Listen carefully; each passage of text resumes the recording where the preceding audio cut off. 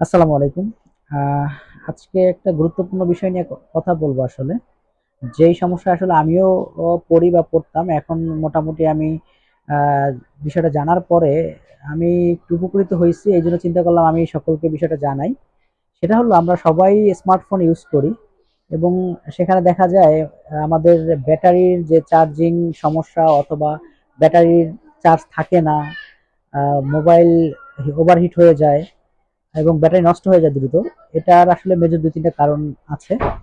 So আমি জানার পরে আমি ওই জিনিসটা সলভ করার চেষ্টা করছি বা ওই রুলসটা আমি মানার চেষ্টা করছি। সো আমার আগে থেকে মোটামুটি দেখা যাচ্ছে ভালোই চার্জ থাকতেছে বা সমস্যা হচ্ছে না। সেটা হলো আমরা যেটা করি সাধারণত আমাদের কিছু ভুলের কারণে এই সমস্যাটা হয়। সেটা হলো আমরা যেটা করি, সারা রাত মোবাইল চার্জ দিয়ে ঘুমাই পড়ি। সো এতে দেখা যায় ব্যাটারিটা ফুল চার্জ হওয়ার পরেও চার্জে থাকে। তো আসলে ওভার চার্জিং এর কারণে ব্যাটারির উপর একটা ইফেক্ট পড়ে।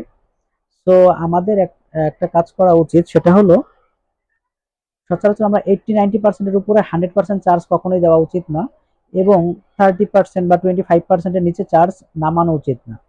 এইটা একটা বড় কারণ যে আপনি এই নিয়মটা যদি মেনে চলতে পারেন আপনার ব্যাটারি হেলথ অনেকটাই ইমপ্রুভ করবে এবং ভালো থাকবে ব্যাটারিটা। আর একটা ইস্যু হলো আমরা মোবাইলে চার্জিং এ রেখে ভিডিও কলিং এ কথা বলি, মোবাইল ইউজ করি, ব্রাউজিং করি, তারপরে ভিডিও গেমস খেলি, এগুলো একবারেই করা ঠিক না। তাহলে এগুলো ব্যাটারির উপর অনেক বড় একটা ইফেক্ট ফেলে।